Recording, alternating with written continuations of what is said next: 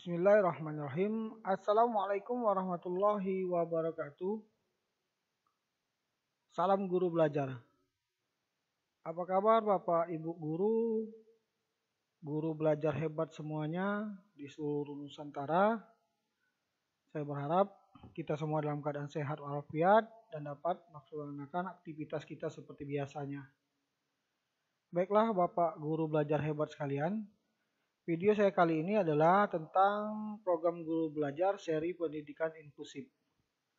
Perlu diketahui bahwa di dalam video ini terdapat informasi tentang BIMTEK, kemudian pelatihan, contoh tugas, dan latihan soal.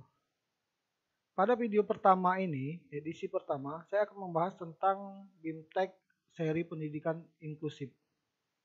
Saya Aryadi, guru SMA Negeri 8 Palembang, Provinsi Sumatera Selatan. Alamat dapat kita kunjungi di https ayogurubelajar.kemendikbud.go.id seri inklusif. Bapak guru, ibu guru hebat semuanya, guru belajar, selamat datang dan terima kasih sudah berkunjung ke channel kami, Ariza Channel, dengan moto belajar dan berbagi. Jangan lupa like, komen, subscribe, dan share-nya. Guru belajar hebat semuanya, seri pendidikan inklusif adalah program guru belajar dari berbagai seni pendidikan inklusif. Adalah pembelajaran yang dirancang dan salah satu upaya untuk meningkatkan kompetensi guru dalam memahami keberagaman peserta didik serta meningkatkan kemampuan guru dalam mengadaptasi kurikulum sehingga lebih sesuai dengan kebutuhan peserta didik. Apa tujuan program guru belajar dan berbagi seri pendidikan inklusif? Adapun tujuannya adalah meningkatkan pengetahuan guru tentang konsep keberagaman peserta didik, konsep dasar pendidikan inklusif, dan sistem layanan pembelajaran bagi peserta didik berkebutuhan khusus. Selain itu meningkatkan dan memberikan pengalaman langsung kepada guru untuk melakukan identifikasi, menyusun asesmen dan planning matrix, serta membuat program pembelajaran individual atau PPI. Dan selain itu tujuannya adalah memberikan pengalaman kepada guru dalam mengikuti kegiatan BIMTEK dan pelatihan secara daring. Siapa yang bisa menjadi peserta guru belajar dan berbagi seri pendidikan inklusif? Yang dapat menjadi peserta adalah semua guru, PAUD, TK, TKLB, SD, SDLB, SMP, SMPLB, SMA, SMALB, dan SMK. Kepala sekolah, pengawas sekolah, tenaga administrasi sekolah, kemudian memiliki akun SIM PKB dan tidak terdaftar sebagai peserta bimbingan daring pemenuhan GPK. Adapun tahapan di dalam seri pendidikan inklusif ini adalah tahap 1 adalah BIMTEK, kemudian tahap 2 adalah pelatihan, tahap 3 adalah microlearning, dan tahap 4 pengimbasan. Itu adalah tahapan di dalam guru belajar dan berbagi seri pendidikan inklusif.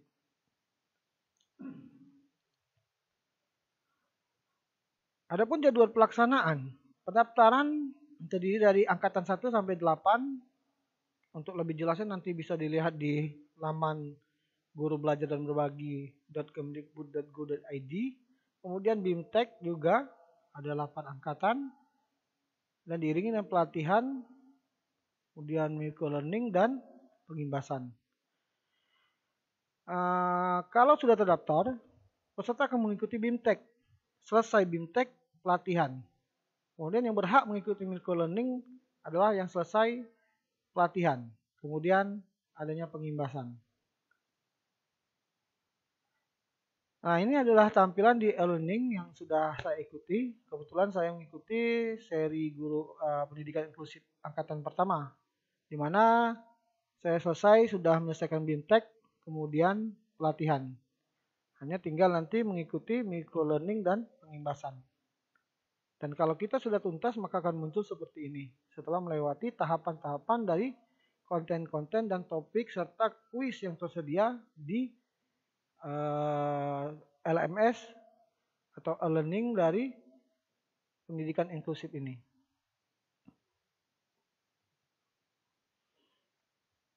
Bapak guru dan ibu guru belajar hebat semuanya. Pada tahap 1, kebetulan video ini saya ambil untuk tahap 1. Nanti pada seri kedua, yaitu tahap kedua, yaitu pelatihan atau diklat. Jadi di video pertama ini saya akan membahas tentang BIMTEK.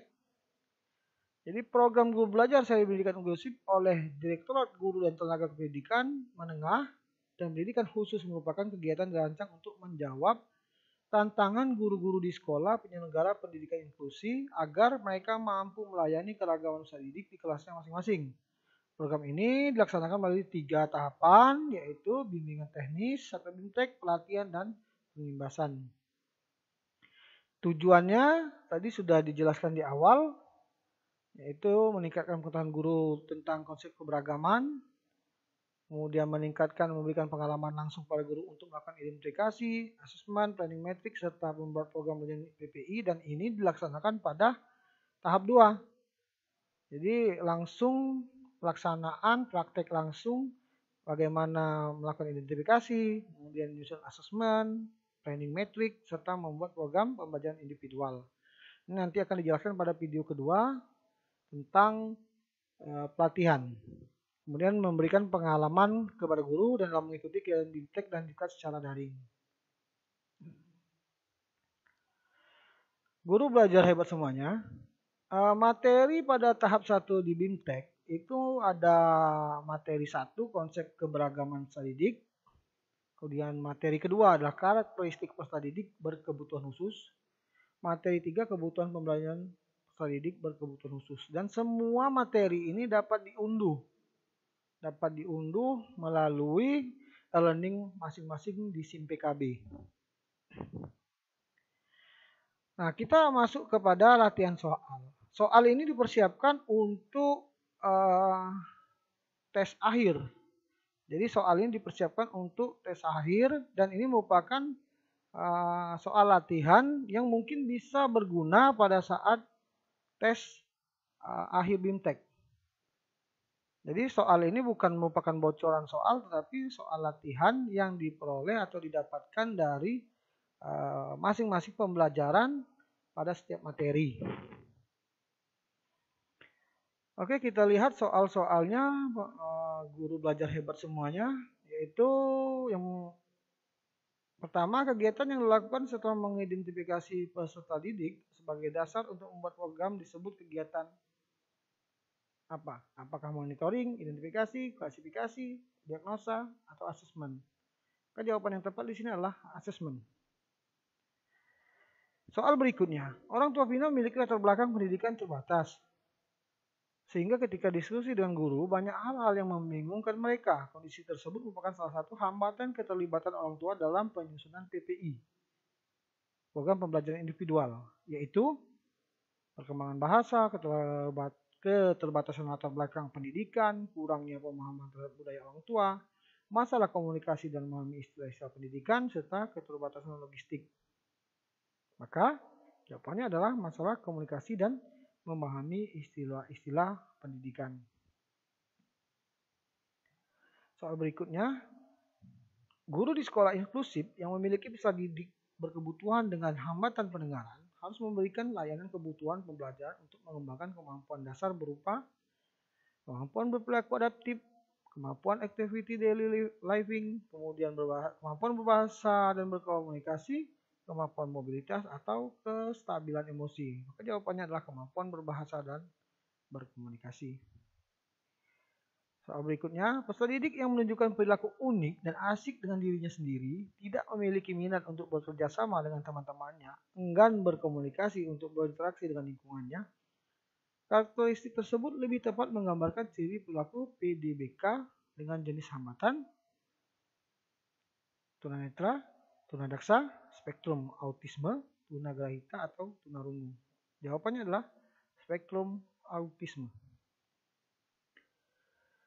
Soal lainnya, salah satu tujuan planning matrix adalah mengetahui perbedaan karakteristik peserta didik, memetakan kondisi aktual PDBK, mengenali dan menandai peserta didik, membuat program bagi peserta didik berkebutuhan khusus, mencari perbedaan-perbedaan yang signifikan di antara peserta didik berkebutuhan khusus.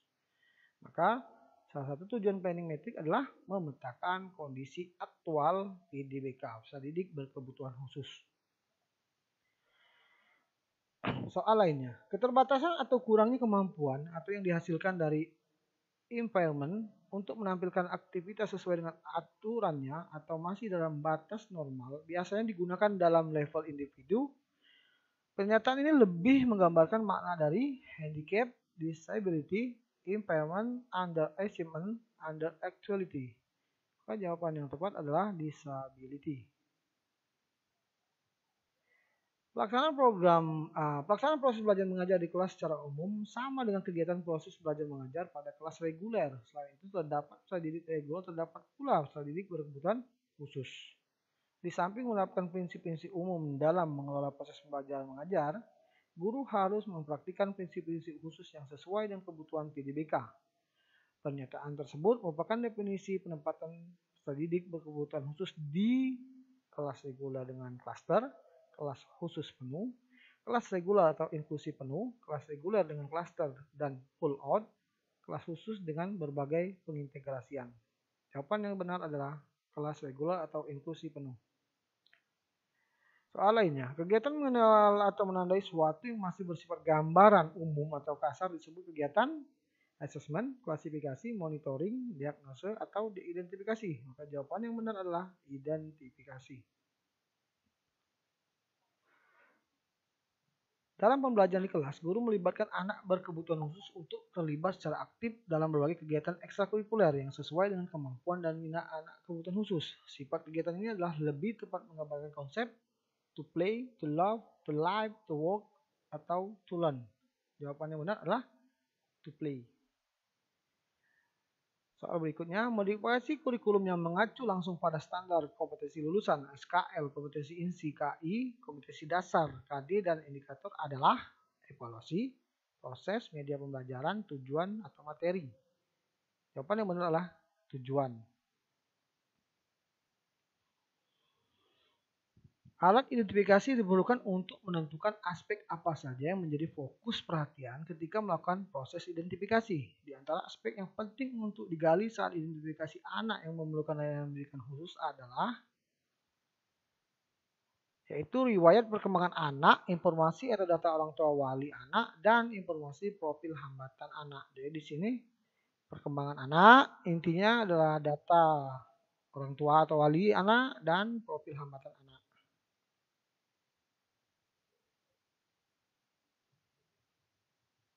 Soal berikutnya, manakah pernyataan di bawah ini yang paling tepat untuk menggambarkan makna identifikasi?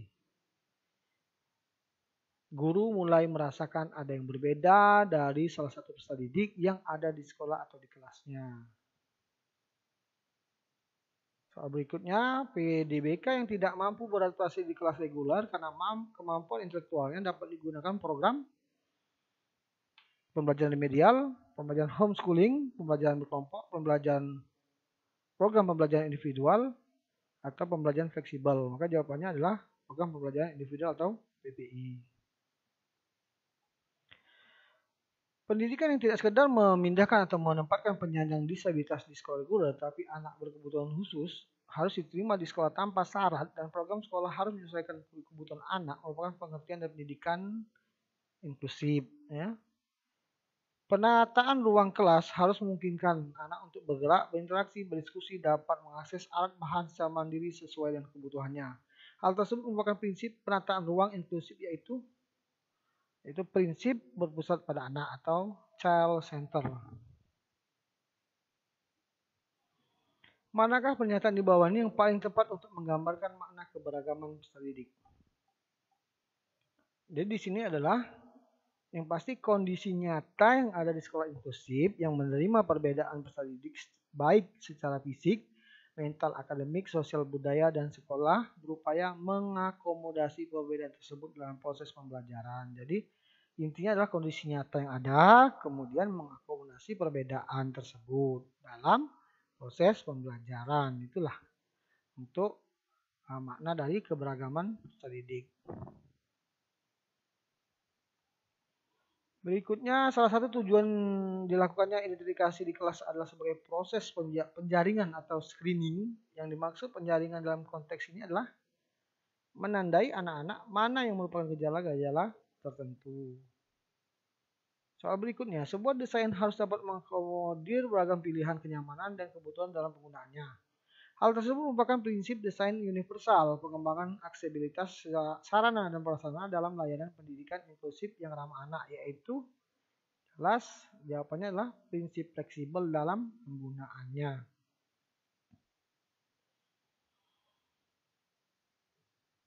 Soal berikutnya, kemampuan pengetahuan tentang berbagai jenis dan tingkat kelainan anak, diantaranya adalah kelainan fisik, mental, intelektual, sosial, dan emosi, diperlukan oleh guru untuk, nah ini adalah modal dalam kita mengidentifikasi peserta didik.